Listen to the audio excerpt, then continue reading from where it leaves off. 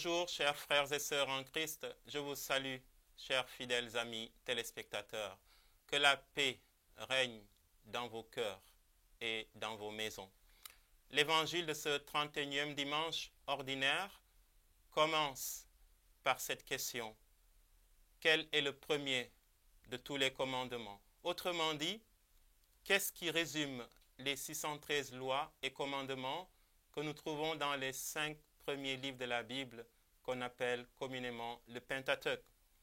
À cette question légitime du scribe, Jésus répond en citant 2 passages différents de la Bible. Le premier passage, c'est Deutéronome, chapitre 6, verset 5. Tu aimeras le Seigneur ton Dieu de tout ton cœur, de toute ton âme, de tout ton esprit, de toute ta force.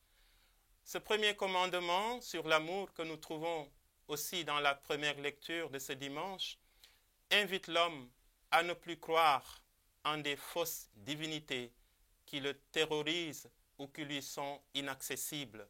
Il appelle l'homme désormais à croire en un Dieu qui veut être totalement aimé, c'est-à-dire disponible, accessible, proche. Dans ce passage, il est question donc de l'attachement exclusif de l'homme à Dieu, un attachement motivé par le choix du cœur et de la raison. Et cet attachement engage toute la personne. En effet, il s'agit d'aimer avec le cœur, qui est le siège de l'intelligence, de la volonté et de l'affectivité.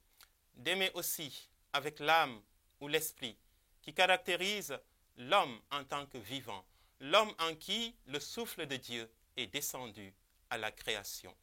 D'aimer enfin avec la force, qui est l'énergie ou la puissance que l'on déploie pour agir, pour penser, pour parler.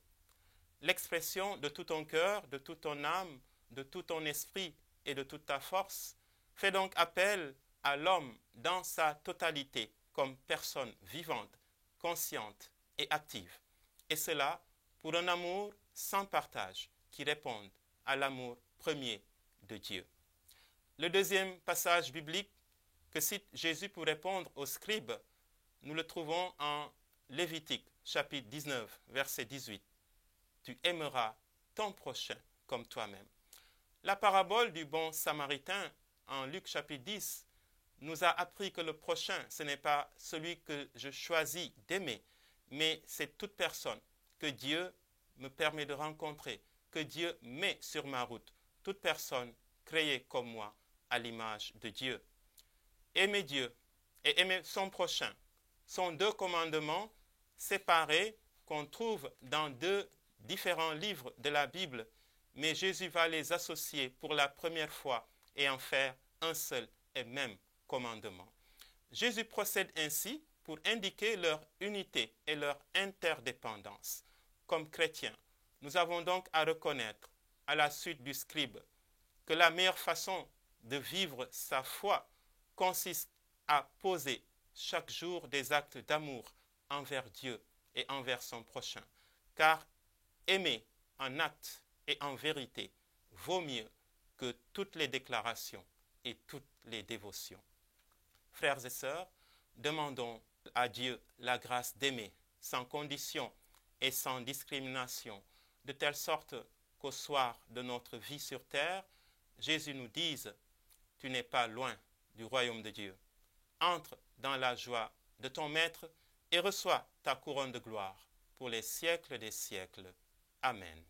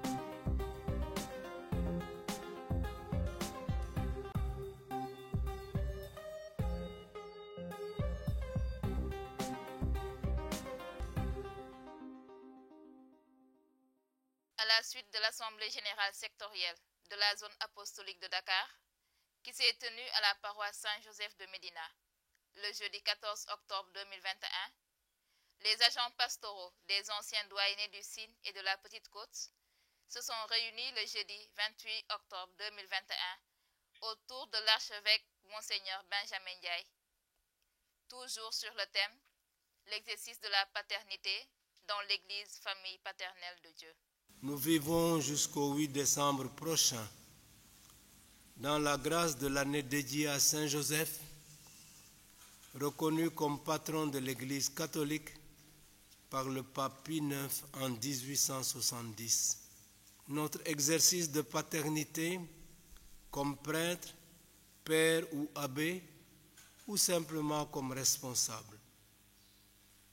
Quand nous mettons à l'école de Saint Joseph, nous sachions mieux exercer notre autorité pour aimer, respecter, servir, protéger, soigner, travailler, nourrir, écouter, instruire, faire grandir. Le nom de Joseph signifie « Dieu ajoutera ». Avec le pape François, adressons-nous encore à Saint Joseph par cette prière. Salut, gardien du Rédempteur, époux de la Vierge Marie. À toi Dieu a confié son Fils. En toi Marie a remis sa confiance. Avec toi le Christ est devenu homme. Ô bienheureux Joseph, montre-toi aussi en Père pour nous et conduis-nous sur le chemin de la vie. Obtiens-nous grâce, miséricorde et courage et défends-nous de tout mal. Amen. Nous sommes bientôt à la fin de ce mois du rosaire. Nous nous confions encore à la Vierge Marie, invoquée ici sous le vocable de Notre-Dame de la Délivrande. Des travaux sont en cours, nous les lui confions pour qu'ils soient menés à terme et contribuent à enraciner en nous l'amour filial pour la mère que Jésus nous a donnée sur la croix. Je vous salue Marie, pleine de grâce, le Seigneur est avec vous. Vous êtes bénie entre toutes les femmes, et Jésus, le fruit de vos entrailles, est béni. Sainte Marie, Mère de Dieu, priez pour nous pauvres pécheurs, maintenant et à l'heure de notre mort. Amen. Abbé Jacques Bouré-Diouf a délivré l'enseignement sur le thème précité. L'abbé Georges Corridiouf a partagé les réflexions sur le synode et sur la synodalité. Et pour finir, s'en est suivi de l'étape des questions et réponses. L'Assemblée générale a été clôturée par le mot final de l'archevêque, puis par la bénédiction finale.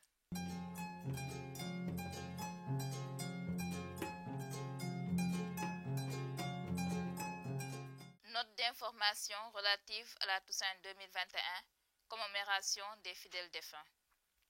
Au diocésain de Dakar, le lundi 1er novembre 2021, nous célébrerons la solennité de la Toussaint qui sera suivie de la traditionnelle visite des cimetières en vue de la cérémonie de commémoration des fidèles défunts.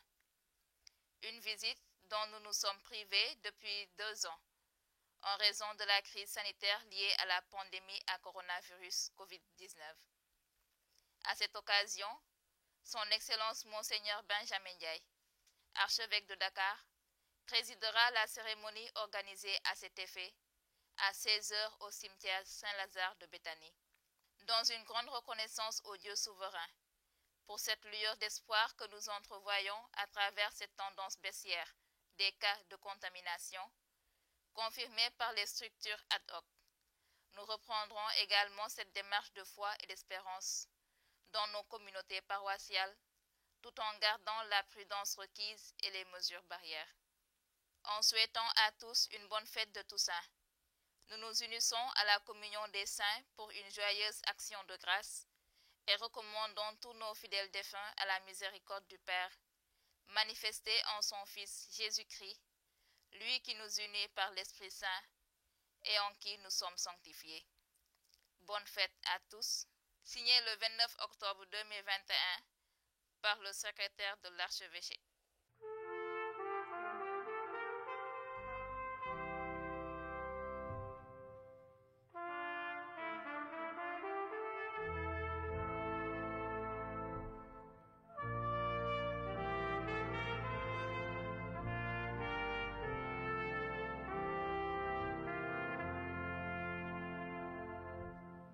Paix et joie à tous, chers amis. Nous sommes très heureux de vous retrouver avec votre émission, votre rubrique Viens Esprit Saint. Et nous sommes aujourd'hui au 3e numéro, avec la grâce de Dieu. Et nous avons un thème assez particulier que nous allons partager. Un thème qui va rejoindre en tout cas le vécu de notre vie. Un thème qui va nous permettre de mieux comprendre, n'est-ce pas, ce que Dieu fait dans notre vie, même si nous vivons dans des difficultés, même si nous vivons dans des larmes. Et donc aujourd'hui, j'ai l'honneur de recevoir dans ce plateau le Père Lazare. Père Lazare, soyez le bienvenu. Vous pouvez vous présenter s'il vous plaît. Merci, M. Tendeng. Je m'appelle Père Lazare d'Atantan Gomis, spiritain, vicaire à la paroisse Saint-Christophe de Yoff. C'est un honneur pour moi d'être sur ce plateau et de pouvoir partager un peu plus mon expérience et notre expérience de foi en tant que chrétien. Voilà, Père Lazare, je vous remercie. Et donc, est-ce que vous pouvez nous aider pour débuter avec une petite prière, s'il vous plaît? Au nom du Père et du Fils et du Saint-Esprit, Seigneur, nous te rendons grâce de nous avoir donné les bienfaits que nous avons reçus. Nous te confions notre expérience de vie. Nous te confions nos frères et sœurs qui sont malades, qui souffrent, afin que par l'intercession de la Vierge Marie, qu'ils puissent vivre et retrouver la foi et la joie dans leur famille. Te le demandons par Jésus le Christ, notre Seigneur. Amen. Au nom du Père et du Fils et du Saint-Esprit. Merci mon Père. Donc je rappelle, le Père Lazare est vicaire à la paroisse Saint-Christophe. Et donc, Père Lazare, pouvez-vous peut-être nous parler un peu de votre congrégation avant de commencer ce partage? Oui, la congrégation du Saint-Esprit sous la protection du cœur immaculé de Marie a été fondée il y a plus de 300 ans, qui fut l'une des congrégations précurseurs de la mission en Afrique, particulièrement au Sénégal. La congrégation du Saint-Esprit sous la protection du cœur immaculé de Marie sont les premiers missionnaires qui sont venus au Sénégal, qui ont fondé l'Église du Sénégal. Actuellement, nous sommes dans le monde à peu près 66 pays et depuis plus de 300 ans que la graine a été semée en Afrique. Nous rendons grâce à Dieu pour cette semaine. Nous avons eu le premier supérieur général élu africain, le Père Alain Mayama, que nous portons dans nos prières. Voilà, merci mon Père pour cette brève présentation.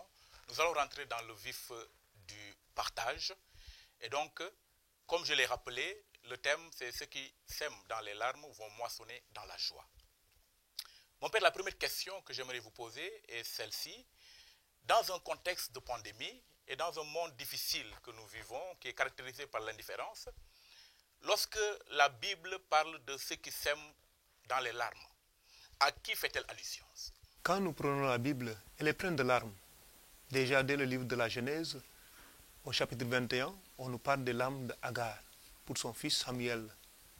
Et après avoir pleuré, voilà les puits salvateurs qui se révèlent, qui permet d'abreuver son fils. Semblerait-il qu'il pleure, voit mieux, comme l'a fait Marie-Madeleine. Et toujours dans la Bible, dès le début jusqu'à la fin de la Bible, nous avons le livre de l'Apocalypse au chapitre 21 qui nous parle des larmes que Dieu essuiera toutes. Et entre les premières et les dernières, au milieu de la Bible, nous avons les psaumes qui en va avec beaucoup de courage et qui se chantent. Le psaume 6, versets 7 à 9, nous dit « Je m'épuise à force de gémir. Chaque nuit, je pleure, ma couche est trempée de larmes. » Voilà des choses qui nous montrent que le Seigneur est avec nous. Malgré nos larmes, il reste avec nous. Alors, ces larmes qui sont devenues source de prière. C'est pourquoi on dit, le Seigneur écoute nos prières. Parmi tant d'adversaires, recueillis en tes outres mes larmes. En effet, le contexte de la pandémie n'est pas nouveau. Ces larmes ont toujours existé, mais elles nous permettent de revenir à nous-mêmes, de se réorienter, de revivre notre action et notre foi envers le Christ et nous remodeler. Car la goutte d'eau qui est tombée sur la roche est la conséquence de la chute. Alors, si nous prenons de manière beaucoup plus métaphorique, si nous prenons l'oignon découpé sur la table, elle pique et nous fait pleurer. Voici des larmes. Et à la fin de la cuisine ou de la cuisson, elle est agréable à manger. De même que la noix qui, de l'extérieur, elle est amère, mais à l'intérieur, elle est savoureuse et pleine d'amandes savoureuses. Comme pour dire, la vie est une croix. Si nous la portons fidèlement, nous souffrons, mais à la fin, nous aurons la vie. Car qui met la main à la charrue et retourne en arrière n'est pas digne de moi. Alors, pour porter ces larmes, il nous faut beaucoup de courage et de persévérance. Comme nous le dit Saint Paul, c'est une course de longue haleine. Et Saint Pierre nous le dit, soyez sombres, soyez vigilants, car le lion rôde autour, il cherche sa proie à dévorer. Alors, dans ce contexte de pandémie, où il y a des gens qui souffrent dans les hôpitaux, dans les maisons, d'autres ont eu des familles décimées. Mais Dieu est avec nous. Nous n'avons pas le droit de baisser les bras. Tenons bon, car cette pandémie n'est qu'une ombre qui passe.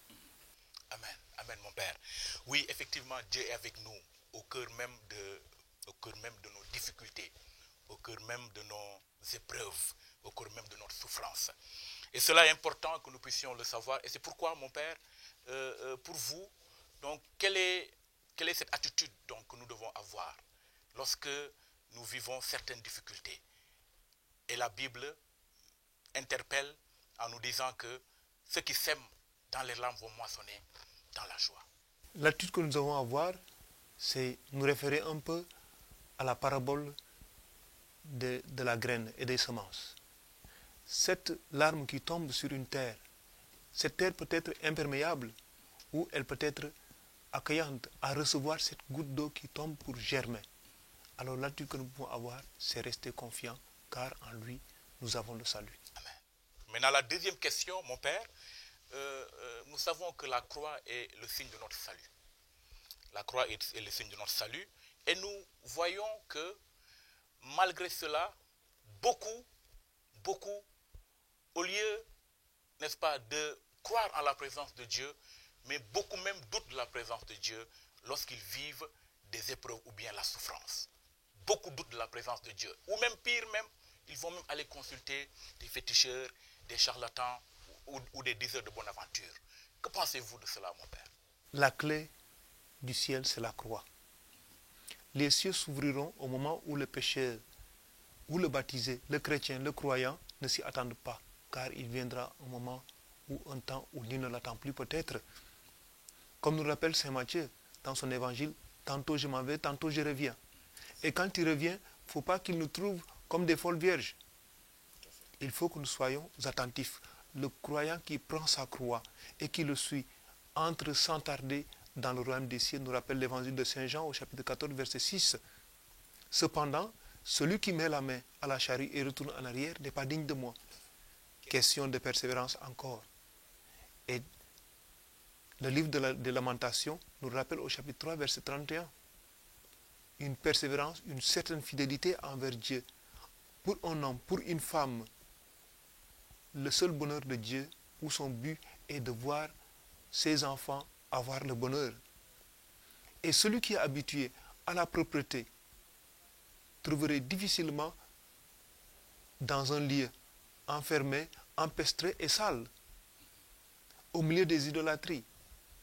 Alors, pour lui, c'est un moment de s'évangéliser, de vivre sa foi et de témoigner en évangélisant les autres.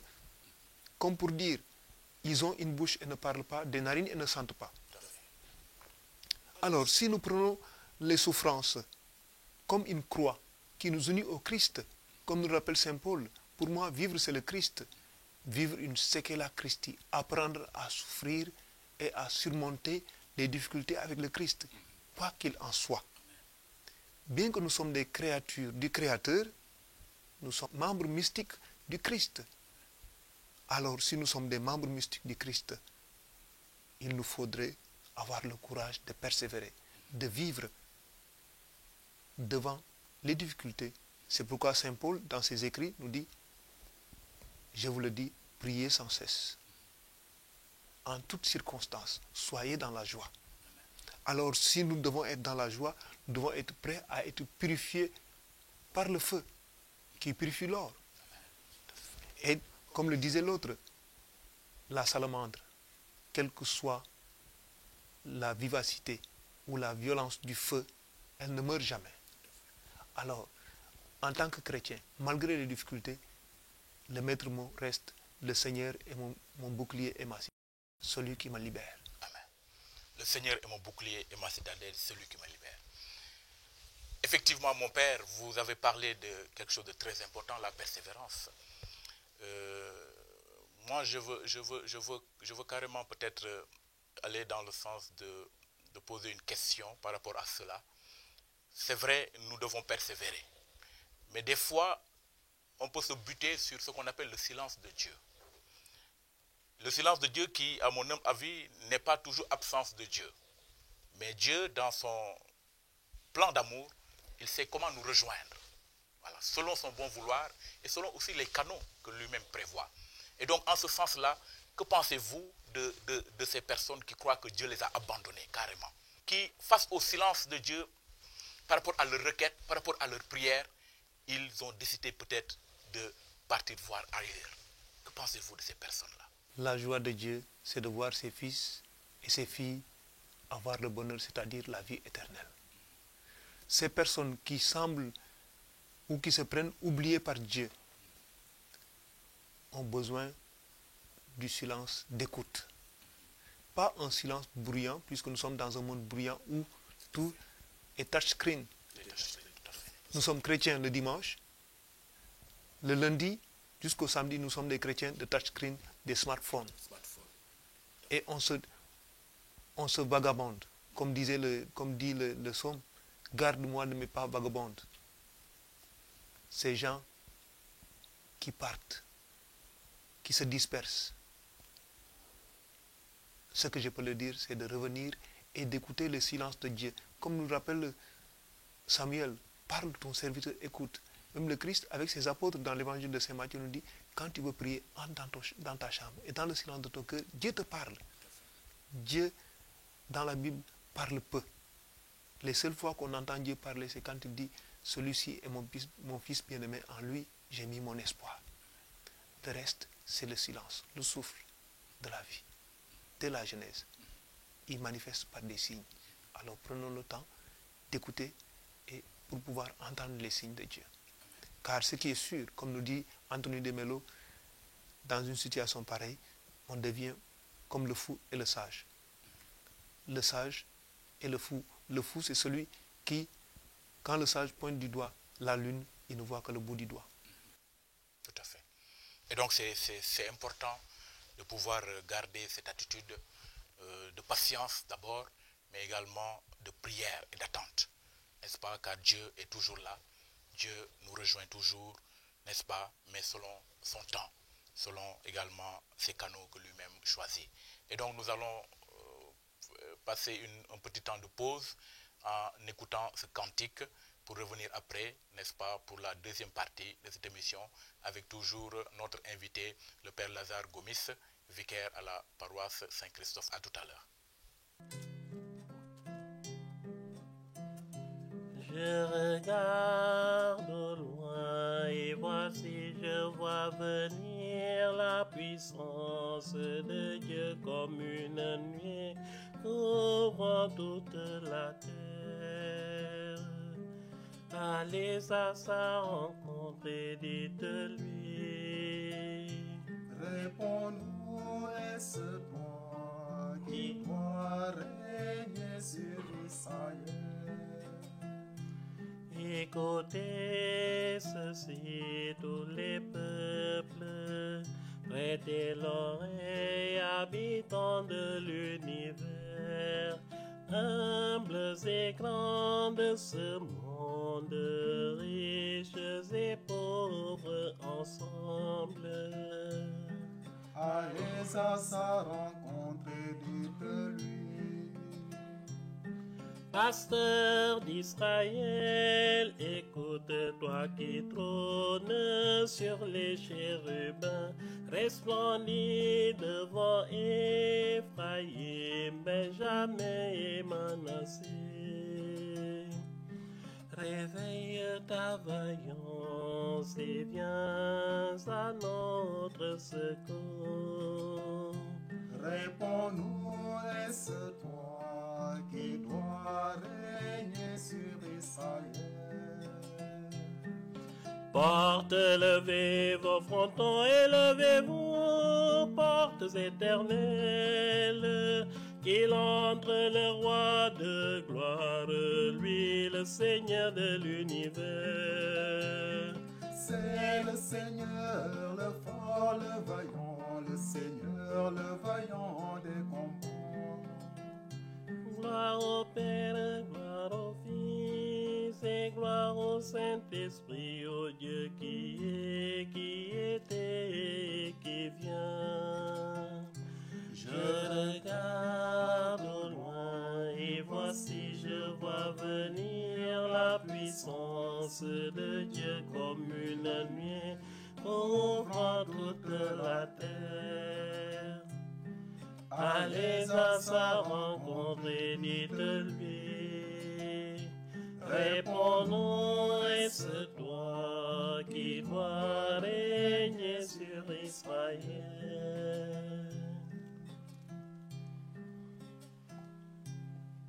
Paix et joie à tous, nous revoilà pour cette deuxième partie et on va vraiment essayer de revenir par rapport à ce partage de cette première partie, mais en version Wolof. Mon père, la parole bu ñu dégg sànq mooy ki xam ne dafay ji si ay jooy, n'est-ce pas, day góob après si bànneex ak si benn contenté. Lan nga xalaat si parce que mu ñuy dund lan nga xalaat si dëkk bi nga xam ne peut-être kenn faaletul kenn ku nekk sa bopp quand la Bible buy wax kii ji si ay jooy, ces personnes-là selon vous à qui s'adressent-elles? bu ñu waxee ne ku ji ci ay rongoñ dal di góob ci bànneex bu ñu jëlee Bible bi dale ko ci njalbeen ja ba fa may jeexee gis ni ay jooy bi Agar jooyee ndax doomam ba mu paree jooy daa gis teen mu dal di jox doomam mu dal di naan loolu mooy woon ni parfois su fekkee ne ni jooy nañu day tax ñu mën a gën a gis bu baax nga jëlaat ko tamit ci kàddu borom bi ci livre Apocalypse dañu ne borom bi dina daal di taataan suñuy rongoñ yépp waaye ci diggante bi ñu am soom yi daal di ne maa ngi jooy guddeeg bëccëg sama lal daal dinay tooy xepp ndax samay rongoñ waaye jooy yooyu daal di mujj nekk ab ñaan maanaam yàlla mooy daal di taataan sumay rongoñ gis na suma mettitu xol jarul ñuy bàyyi mbas mi mu ngi fi balaa mbas mi am na lu fi xewoon waaye ay doomu aadama lañ te Olof Njaay dafa ni loxo ko jor tey weesaloo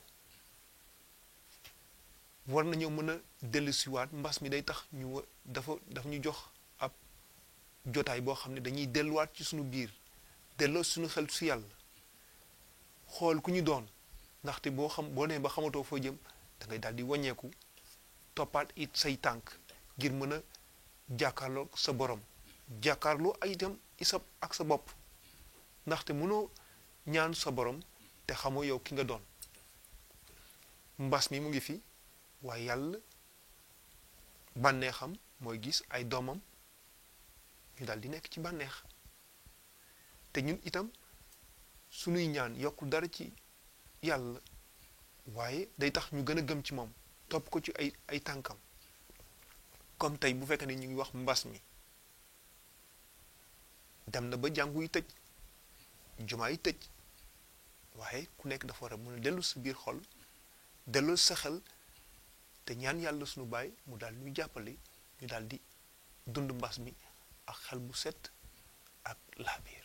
amen dëgg la vraiment mon père maa lay gërëm si tontu bi ñaareelu laaj bi mooy la croix benn mandarga suñu mucc la mandarga suñu mucc la léegi loo xalaat si ñoo xam ne dañuy dund coono dund ay situation yu metti ba di commencer di wax ni il ne croit même plus en Dieu ou bien ñuy dem di xool ay yeneen nit loo xalaat par rapport ak ñooñu.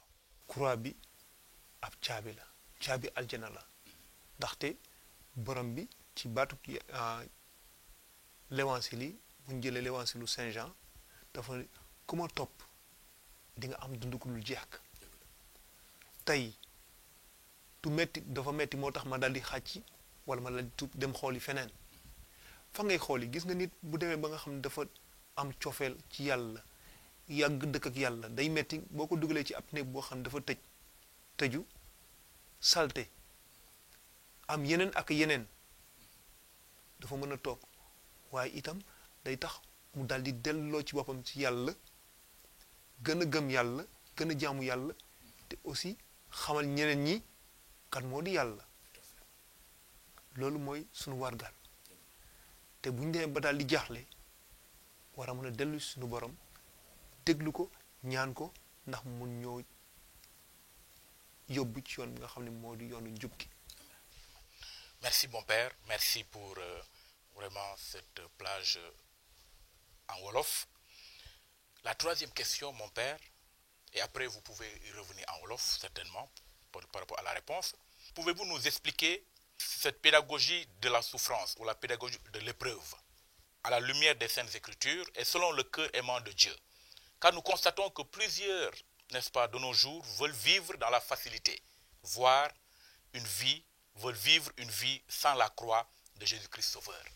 Que pensez-vous de cela? Et expliquez-nous la pédagogie de la souffrance ou la pédagogie de ce qu'on appelle l'épreuve. Souffrir renvoie à subir un désavantage ou les conséquences d'une chose. Associer la souffrance comme une peine, douleur et angoisse à une pédagogie, c'est-à-dire une démarche conduisant à un enseignement, à faire acquérir une connaissance, un savoir pour les esprits critiques et purement humanistes, ce serait aberrant, absurde même, voire une fatalité. Comme disait l'autre, ce dont on ne peut parler, il faut le taire. Il est difficile de trancher ce débat, car les chemins de Dieu sont insondables, ils passent des profondeurs des mers sans laisser de traces. Alors,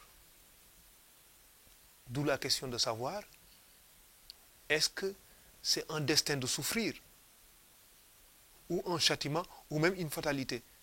David Park, dans un de ses articles, Dieu permet-il la souffrance, montre que la souffrance est un destin pour l'homme et que c'est étroitement lié à l'existence humaine. Alors Dieu peut-il créer l'homme par amour pour le faire souffrir?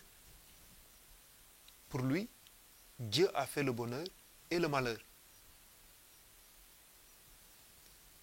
Si Dieu a fait le bonheur et le malheur, comme nous rappelle le livre de l'Ecclésiaste au chapitre 7, verset 14, au jour du bonheur, sois heureux, au jour du malheur, réfléchis. Dieu fait l'un comme l'autre afin que l'homme ne découvre rien de ce qui serait après. Le chrétien n'a pas pour dessein la souffrance. Il peut l'éviter. Par exemple, les cas de souffrance qui sont dus à notre propre conduite. Il aborde avec confiance les situations de souffrance qu'il ne maîtrise pas et il y va avec confiance. Car la bonté de Dieu ou l'amour de Dieu n'annule en rien à notre souffrance, comme nous rappelle même le livre de Proverbes. Beaucoup d'eau n'enlève rien à l'amour. C'est ce que Saint Paul dit aux Romains au chapitre 8, verset 39. Alors, le fait que la souffrance n'est pas une fatalité, serait-elle un châtiment ou pour punir l'homme? Nous le savons que Dieu, le fait qu'il nous a créés, il nous châtie par amour. Le Christ, bien que fils de Dieu, a appris à souffrir et à connaître la souffrance par ce qu'il a vécu. Alors, puisque la souffrance n'est ni un châtiment, même si c'est un châtiment, Dieu nous châtie par amour, car il est dit en français, qui aime bien châtie bien. La souffrance nous permet d'apprendre des choses dans la vie. La première chose, c'est elle nous enrichit, elle enrichit notre vie spirituelle. Elle nous permet de nous revenir par le caractère, l'obéissance et la patience. Nous rappelle le livre des Hébreux au chapitre 5, verset 8. La souffrance nous permet de développer une grandeur d'âme. Prenons l'exemple de Joseph et ses frères. La souffrance nous permet de nous connaître nous-mêmes et de nous remettre à Dieu. Job en est l'exemple. Ses amis ont voulu le faire comprendre qu'il a souffert ou qu'il souffre parce qu'il a commis le péché. Mais lui, sachant qu'il était innocent, il s'est remis à Dieu. C'est ce qu'un philosophe disait, que la souffrance pour la créature, auprès du Créateur, c'est une découverte de son humanité. Pas seulement de son humanité, mais en tant qu'être. Et ça lui permet de découvrir le soi et soi-même. Et Dieu comme créateur. Amen. C'est fondamental, mon Père, ce que vous venez, là où vous venez de terminer, se découvrir. Donc, il y a une pédagogie, car si Dieu permet, c'est certainement pour notre bien ou bien pour nous rendre meilleurs. Et donc, par rapport à cela, mon Père, que pensez-vous de la forme d'attitude que nous devons avoir? Quelle attitude nous devons avoir? L'attitude que nous pouvons avoir, c'est comme disait Sainte Thérèse de Calcutta. Les enfants que nous rencontrons dans la rue, ou les personnes qui nous visitent dans nos communautés, dans nos familles, doivent trouver en nous l'image de Jésus. Imago Dei. Car notre attitude n'est rien d'autre que l'expression de notre amour envers Dieu. Alors, quelle attitude devons-nous montrer aux autres? C'est qui veut voyager ménage sa monture. C'est ce que l'Olof dit, quoi fait tout à fait. Donc être enraciné, n'est-ce pas, en Christ, et nous projeter dans la société en ayant vraiment, comme vous l'avez dit, un cœur qui aime et qui sache connaître en chaque individu le visage du Créateur. Mon Père, la dernière question. Nous voyons notre Seigneur Jésus-Christ, en qui nous croyons et avons mis notre espérance. Peut-il donner de la joie, en pensant d'abord les blessures par rapport à tout ce que nous venons de dire, en pensant d'abord nos blessures, grâce à sa parole et grâce à son Église, surtout avec les sacrements. Voilà. Par rapport à cela, est-ce que vraiment notre Seigneur Jésus-Christ peut donner à ces personnes qui souffrent là et qui sont en attente de cette joie que seul Dieu peut donner? Est-ce que notre Seigneur Jésus-Christ peut leur donner cette joie-là? Et comment? Nous le chantons très souvent. Oui, Seigneur, nous croyons, mais en nous la foi. Qui croit en moi aura la vie éternelle. L'essentiel, ou le maître mot, c'est de savoir se suffire. Et de dire aussi, la grâce de Dieu me suffit. Parfois, nous sommes impatients devant des situations. Mais par le sacrement de la réconciliation, nous sommes renais. Nous sommes baptisés, plongés dans l'eau. Et le sang du Christ, comme nous rappelle le livre de l'Apocalypse, nous serons purifiés par le sang de Jésus. Il est difficile, mais par le sacrement de la réconciliation, comme il est dit, les péchés pardonnés sur terre seront pardonnés dans les cieux.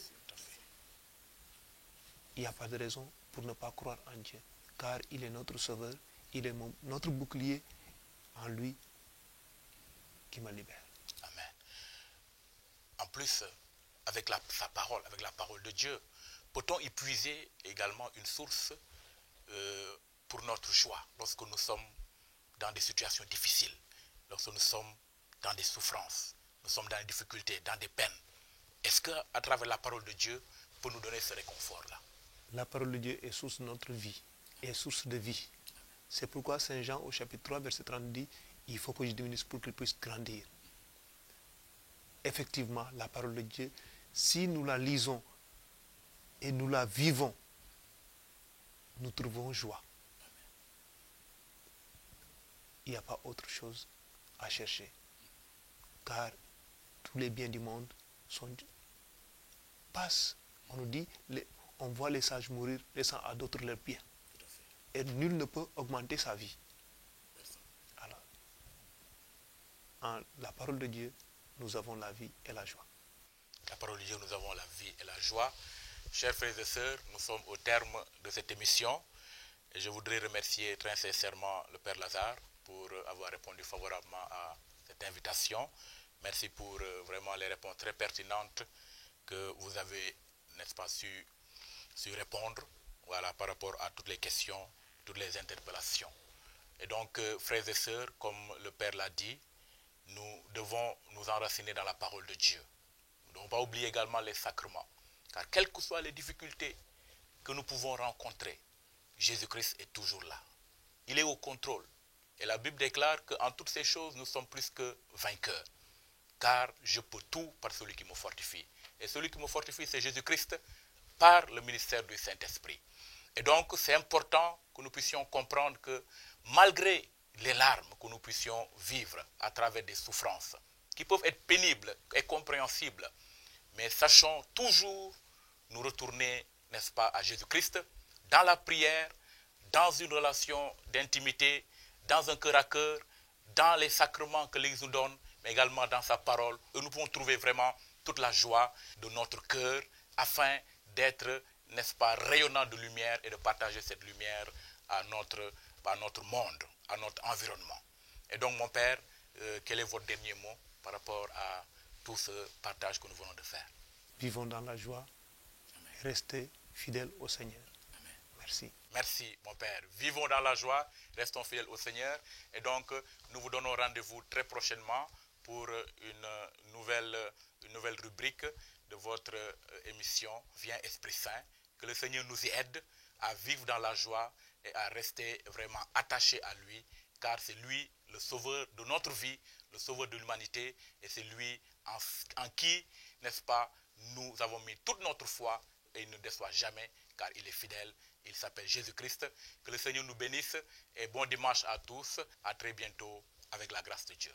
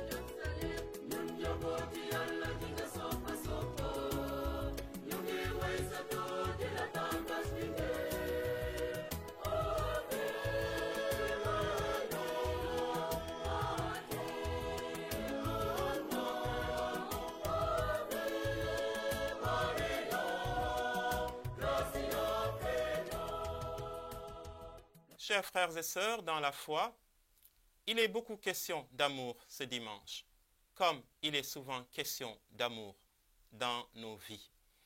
Mais même si ce terme est dévalorisé, galvaudé dans notre quotidien, l'amour reste le mot le plus important de notre religion chrétienne parce que notre Dieu s'est révélé à nous comme le Dieu d'amour. Parce que aussi l'amour résume, récapitule tous les autres principes, tous les autres commandements de notre religion, comme l'a bien compris Saint Paul quand il dit dans la lettre aux Romains, chapitre 13, verset 10, « L'accomplissement parfait de la loi, c'est l'amour. » Un chrétien n'aspirant pas à aimer Dieu et le prochain n'est donc pas encore un chrétien accompli, parce que la foi est altérité, la foi est don de soi, la foi est relation verticale et horizontale. Soyons donc en permanence des chrétiens en sortie, des chrétiens qui cherchent tout le temps des occasions de rencontrer l'autre pour l'aimer. L'amour dont il est question ici n'est pas un simple sentiment régi par l'intérêt, l'émotion ou l'instinct. Le type d'amour que Dieu nous commande est plutôt un amour de raison, un amour responsable et durable. C'est un amour qui se décide, qui se choisit, qui s'assume. L'amour au sens chrétien est donc d'abord et avant tout un amour qui inspire le respect de l'autre, le désir de souhaiter et de vouloir le bien de l'autre. Quand Jésus nous ordonne d'aimer, il ne s'agit pas non plus d'aimer en pensée et de croiser les bras devant les événements de la vie. La priorité de l'amour ne relativise pas le reste des devoirs que nous avons à accomplir envers Dieu et le prochain. Elle leur donne plutôt leur sens, leur valeur, leur saveur. Il ne s'agit pas d'être passif, mais d'être dans l'action pour tout faire par amour. Car aimer, c'est agir, c'est s'engager corps et âme pour son propre bonheur et pour le bonheur de l'autre. Tout faire par amour de Dieu et du prochain, tout faire pour que l'amour règne, pour que l'amour triomphe partout. C'est ce que nous conseille Saint Augustin dans cette belle citation que je vous propose en guise de conclusion. Aime et fais ce que tu veux. Si tu te tais, tais-toi par amour. Si tu parles, parle par amour. Si tu corriges, corrige par amour. Si tu pardonnes, pardonne par amour. Et au fond de toi, la racine de l'amour. De cette racine, rien ne peut sortir de mauvais. Fin de citation. Amis téléspectateurs, bien-aimés de Dieu, c'est sur cette belle note que nous prenons congé de vous. Merci de votre fidélité et de votre attention. À très bientôt pour un autre numéro. Que Dieu vous garde sous sa protection. Bon dimanche.